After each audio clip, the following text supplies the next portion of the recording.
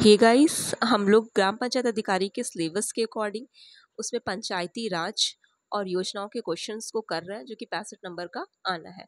तो उसकी series top 10 question की सीरीज चल रही है। थ्योरी सेक्शन को हम लोग कवर कर चुके हैं। तो आगे चलिए स्टार्ट करते हैं। हम लोगों ने 11 पार्ट कर लिए हैं। ओके, तो आज इसका 12 पार्ट है और इस सीरीज का 111 111 नंबर का और आज का पहला क्वेश्चन। चलिए स्टार्ट करते हैं। तो देखिए क्या है, मिशन इंद्रधनुष किससे संबंधित है? कॉमन सा क्वेश्चन है, जो तैयारी करने वाले हैं उनको तो इसका आंसर पता ही होगा। ठीक है, मिशन इंद्रधनुष किससे संबंधित है? क्या शिक्षा से है, कृषि से है, महिला सशक्तिकरण से, कि पूर्ण प्रतिरक्षण से है? तो किससे? पूर्ण प्रतिरक्षण से है। तो आपका 111 का कौन सा ऑप्शन, घ ऑप्शन सही होगा। ये योजना चलाई कब गई थी? तो मिशन इंद्रधनुष को दिसंबर 2014 में शुरू किया था। कब शुरू किया गया था? 2014 में। इस कार्यक्रम को मजबूत बनाने और फिर से सक्रिय करने और 2020 तक बच्चों और जो गर्भवती महिलाएं हैं उनको पूर्ण टीकाकरण बीमाकृत राशि प्राप्त करने के उद्देश्य से शुरू किया गया इसको। ठीक है, अंतिम लक्ष्य 2 वर्ष तक बच्चों और गर्भवती महिलाओं पे केंद्रित है। इसके लिए 201 उच्च केंद्रित जिलों की पहचान की गई। इसके अलावा गहन मिश्र इंद्रधनुष नामक कार्यक्रम, ध्यान रखिए, गहन मिश्र इंद्रधनुष नामक कार्यक्रम का एक उन्नत संस्करण अक्टूबर 2017 में पीएम मोदी द्वारा शुरू किया गया था। तो मिशन इंद्रधनुष किससे संबंधित है? पूर्ण प्रतिरक्षण से 2014 में से चालू किया जाता है। और इसमें भाई मतलब टीकाकरण हो गया, गर्भवती महिलाओं के लिए हो गया।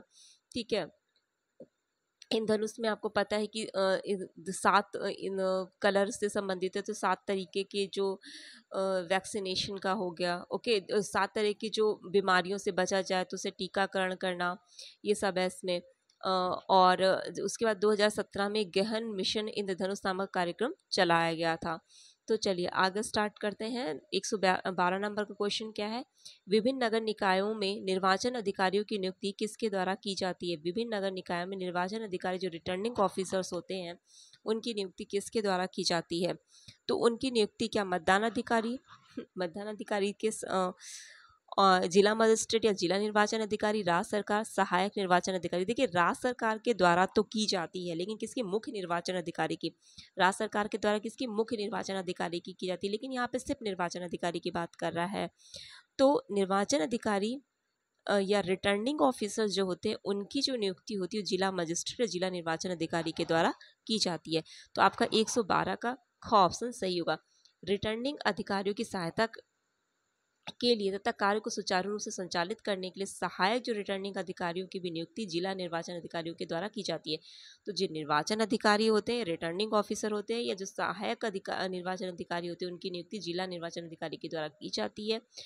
और अगर बोला जाए मुख्य निर्वाचन अधिकारी की नियुक्ति किसके द्वारा की जाती है, तो उनकी नियुक्ति राज्य सरकार के द्वारा की जाती है। आते हैं 113 नंबर में। पंचायतों को कर, शुल्क, पथकर और फीस लगाने एकत्र करने का अधिकार प्रदान करने की विधि किसके द्वारा बनाई जा सकती है? तो बनाई जा सकती, क्या बनाई जाती है? तो पंचायतों को कर, शुल्क, पथकर और फीस लगाने, एकत्र करने की सारा जो है विधानमंडल के द्वारा होता है। ठीक है, जो कानून बनाने शक्ति किसके? विधानमंडल के। तो 113 आपका ख ऑप्शन सही होगा। पंचायतों को कर, शुल्क, पथकर और फीस लगाने, एकत्र करने का अधिकार जो प्रदान करने की जो विधि बनाती है, कौन बनाता है? विधानमंडल बनाता है। ओके, नेक्स्ट क्वेश्चन पे आते हैं। उत्तर प्रदेश के तीसरे राज्य वित्त आयोग के अध्यक्ष कौन है? अतुल कुमार गुप्ता। अतुल कुमार गुप्ता तो चौथे के हैं। भालचंद्र शुक्ल पहले हैं। आनंद मिश्रा अभी पांचवे के, जो पांचवा है तो पांचवे के हैं। सैयद अली ताहिर रिजवी जो है वो तीसरे के हैं। ओके, तो भालचंद्र शुक्ल पहले के हैं, अतुल कुमार गुप्ता चौथे के हैं, आनंद मिश्रा पांचवे के हैं और सैयद अली ताहिर रिजवी जो तीसरे के हैं। तो तीसरे राज्य वित्त आयोग के अध्यक्ष कौन है? तो वो सैयद अली ताहिर रिजवी हैं। 114 का आपका घ ऑप्शन सही होगा। नेक्स्ट क्वेश्चन हमारे पास है, निर्मल ग्राम पुरस्कार योजना की शुरुआत किस वर्ष की गई थी? तो निर्मल ग्राम पुरस्कार योजना की शुरुआत 15 अगस्त 2003 को की जाती है। केंद्र सरकार के द्वारा 15 अगस्त 2003 को निर्मल ग्राम पुरस्कार योजना की शुरुआत की जाती है। इसका उद्देश्य स्वच्छता के क्षेत्र में अच्छा कार्य करने वाली त्रिस्तरीय जो ग्रामीण पंचायत उसको पुरस्कृत कर प्रोत्साहित करना है। ओके, तो 15 अगस्त 2003 में किस योजना की? निर्मल ग्राम पुरस्कार योजना की शुरुआत करी जाती है। नेक्स्ट क्वेश्चन पे आते हैं। प्रत्येक पंचायत में महिलाओं के लिए 1/3 आरक्षण का प्रावधान किस अनुच्छेद में किया गया? ऐसे तो आरक्षण जो है आपको पता है 243 आर्टिकल जो 243 का डी है या 243 का जो घा है उस पे है। लेकिन अगर डीप ऐसे उसके उपखंड करके दे दिया गया तो क्या करेंगे? तो उपखंड, ये ऑप्शंस मैंने उपखंड में ही रखे हैं। ओके, तो इसमें किसकी बात करा? महिलाओं के लिए 1/3 आरक्षण का प्रावधान। तो इसका तो आंसर आपका हो गया 243 का घा का उपखंड 3। तो मतलब 116 का ख ऑप्शन इसका सही होगा। ख ऑप्शन आर्टिकल 243 डी का उपखंड जो 3rd है। ओके, चलिए तो इसमें हम आर्टिकल 243 के जो पार्ट्स हैं उपखंड है उनको भी जान लेते हैं, क्योंकि जैसे महिलाओं का आरक्षण हो गया या इसमें सिर्फ 1/3, अब मान लो अनुसूचित जनजाति और जाति जो है उसके लिए अगर महिलाओं के आरक्षण की बात तो अलग उपखंड में है, तो इस वजह से पूरा जान लेते हैं। तो देखिए सीटों का आरक्षण जो है पहला उपखंड जो है, तो सीटें जो है निम्नलिखित के लिए आरक्षित होंगी। किसके लिए? पहले उपखंड में क्या बताया गया? जो SC ST वाले हैं, अनुसूचित जातियां, अनुसूचित जनजातियां, 243 घा का जो पहला उपखंड है उसकी बात कर रहे हैं। तो प्रत्येक पंचायत में आरक्षित स्थानों की संख्या का जो अनुपात है उस पंचायत में प्रत्यक्ष निर्वाचन द्वारा भरे जाने वाले स्थानों की कुल संख्या से यथासाथ वही होगा जो उस पंचायत क्षेत्र में अनुसूचित जातियों की या उस पंचायत क्षेत्र में अनुसूचित जनजातियों की संख्या का अनुपात उस क्षेत्र की कुल जनसंख्या से है। ओके, वही अनुपात जो उस क्षेत्र की कुल जनसंख्या से है। और ऐसे स्थान किसी पंचायत में भिन्न भिन्न निर्वाचन क्षेत्रों के चक्रानुक्रम से आवंटित किए जा सकेंगे। आ गया होगा समझ में आपको? फिर जो इसका 243 घा का जो सेकंड उपखंड है उसमें क्या बोल रहा है कि जो खंड 1 है, ठीक है, ये वाला, उसके अधीन आरक्षित जो कुल स्थान है उसमें कम से कम जो 1/3 सीटें हैं वो अनुसूचित जाति, अनुसूचित जनजातियों की स्त्री के लिए आरक्षित होंगी। ओके, तो अनुसूचित जनजाति, अनुसूचित जनजातियों की स्त्रियों के लिए जो 1/3 सीटें आरक्षित होंगी। अब देखिए अगर यही क्वेश्चन बोल देता कि जो 1/3 सीटों का आरक्षण है SC ST वाली स्त्रियों के लिए, तो वो किस उपखंड में, तब इसका ऑप्शन आपका 243 घा 3 ना रहता, 243 घा का जो सेकंड उपखंड है वो रहता, तो आपका क ऑप्शन सही हो जाता। लेकिन इसमें SC ST वालों की बात नहीं कर रहा है, इसमें सिर्फ 1/3 महिलाओं के आरक्षण की बात कर रहा है, ठीक है, तो 243 घा का 3rd होगा। चलिए आगे देख लेते हैं, इसके भी है। हाँ, उपखंड जो तीसरा है उसमें क्या बोल रहा है? प्रत्येक पंचायत में प्रत्यक्ष निर्वाचन द्वारा भरी जाने वाली कुल सीटों में कम से कम 1/3 जिसके अंतर्गत अनुसूचित जातियां, अनुसूचित जनजातियों जो महिला है वो भी शामिल है, ठीक है, इसमें वो है। आरक्षित सीटों की संख्या भी है, स्त्रियों के लिए आरक्षित होंगी। ऐसी सीटें किसी पंचायत में भिन्न भिन्न निर्वाचन क्षेत्रों के चक्रानुक्रम से आवंटित की जाएंगी, वो तो होता ही है, ठीक है। अब उपखंड जो 4 है 243 घा का, वो क्या बोल रहा है कि गांव या किसी अन्य स्तर पर पंचायतों में अध्यक्ष के पद अनुसूचित जातियों, अनुसूचित जनजातियों, महिलाओं के लिए उस प्रकार आरक्षित किए जाएंगे जैसा कि राज्य का विधानमंडल कानून द्वारा उपबंधित करे। तो इसमें अध्यक्ष की बात कर रहा है। ओके, परंतु किसी राज्य में प्रत्येक स्तर पंचायतों में जो अनुसूचित जाति, अनुसूचित जनजातियों के लिए आरक्षित अध्यक्षों की पदों की संख्या प्रत्येक स्तर पे पंचायतों में ऐसे पदों की कुल संख्या के अनुपात में यथासाथ वही होगा जो राज्य में अनुसूचित जातियों की या राज्य में अनुसूचित जनजातियों की संख्या का अनुपात राज्य की कुल जनसंख्या के अनुपात से है। जो राज्य की कुल जनसंख्या है उसके अनुपात से जो राज्य की अनुसूचित जनजातियाँ, अनुसूचित जातियाँ, अनुसूचित जनजातियाँ उसी के अनुपात में होगा, ठीक है। तो अध्यक्ष के बारे में 4 में बताया गया, तो आपको ध्यान रखना अगर अध्यक्ष बारे में आ जाएगा तो 243 जो 243 का डी जो है आरक्षण है तो उसका उपखंड कौन सा? 4 वाला होगा, ठीक है। उपखंड 5 क्या बताता है कि जो खंड 1 में आरक्षण की बात कर रहा था और जो सेकंड में है उन सीटों के आरक्षण तथा जो खंड 4 में जो अध्यक्षों का आरक्षण की बात करा है, ठीक है, उसके पदों की जो आरक्षण की महिलाओं के लिए आरक्षण को छोड़कर, मतलब महिलाओं के आरक्षण की बात नहीं कर रहा है, ये जितने भी हैं उसमें आर्टिकल 334 जो है उसके विनिर्दिष्ट अवधि की समाप्त में प्रभावी नहीं रहेगा। मतलब अगर 334 में जो अवधि दी गई है आर्टिकल में, अगर वो अवधि समाप्त हो जाती है तो उसके बाद ये भी आरक्षण प्रभावी नहीं होगा, महिलाओं के लिए छोड़ के बस खाली बोल रहा है।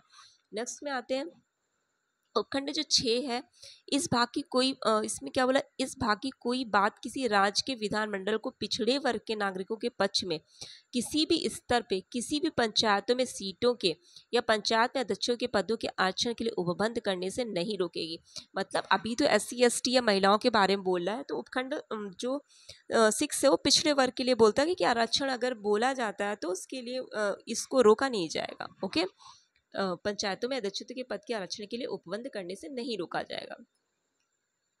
तो आई होप आपको समझ में आया होगा। ये सारे आप देख लीजिएगा, क्योंकि अलग अलग एक ही साथ मैंने कर दिया है कि भाई मान लीजिए आपने एक रटा, फिर उसके बाद ये माइंड में बैठ जाता है, तो इस वजह से सभी में आपको रिलेट करा सको कि घा 2 में क्या है, घा 3 में क्या है, घा 1 में क्या है, घा 4 में क्या है। 4 वाले में क्या अध्यक्षों वाला था।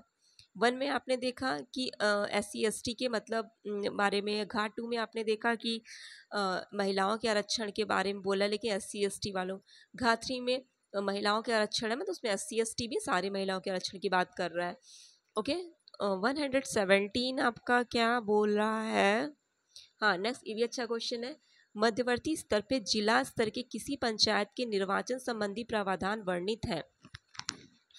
मतलब किस आर्टिकल में मध्यवर्ती स्तर और जिला स्तर के पंचायत के निर्वाचन संबंधी प्रावधान है। तो वो आपका 243 का गा, 243 का सी है। लेकिन सी का कौन सा किसकी बात कर रहा है, 5 खा की बात कर रहा है। ओके, 5 खा में। तो देखिए अब दोनों देख लीजिए, ए और बी दोनों में क्या है, मतलब का और खा दोनों में। तो जो 5 है वो बोलता है कि ग्राम स्तर में पंचायतों का चुनाव उस तरीके से किया जाएगा जैसे राज्य का विधानमंडल कानून द्वारा उपबंधित करे। ओके, ग्राम स्तर पे पंचायत के चुनाव के बारे में जैसा विधानमंडल कानून द्वारा उपबंधित करे।